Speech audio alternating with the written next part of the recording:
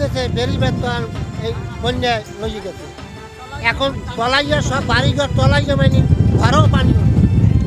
এখন আমরা কোথায় যাবো? এখন যাওয়ার তো কোনো লাইন আছে আসতে এখন রাস্তার কিন্তু দামও আমাকে ঘর বাড়ি মালামাল মানে গরু ছাগল যাই আছে মানে এই কোথায় লই যাবো? কারণ সেইতে তো আমরা ভোগ করতে আছি।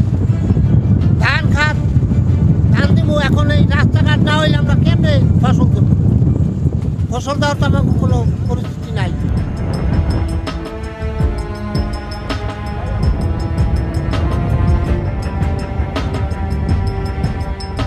এখন উপারে পারাবার কোনো টলার কিছুই নাই। এখন কিভাবে যাবো? পানি তো বৃদ্ধি, কিভাবে যাবো এই চিন্তায় ব্যস্ত, আর যাওয়ার কোনো পালা নেই। আচ্ছা, আমরা আছি খুব পানির ভিতরে, পানি হয়েছে অনেক পানি হয়েছে। আমরা আছি খুব বিপদের ভিতরে। আমরা যাব আশ্রয়ের কেন্দ্রে, আমরা সব মালামাল গুছাইতে আছি। এখন বর্তমানে পরে যাব আমরা আশ্রয় কেন্দ্রে।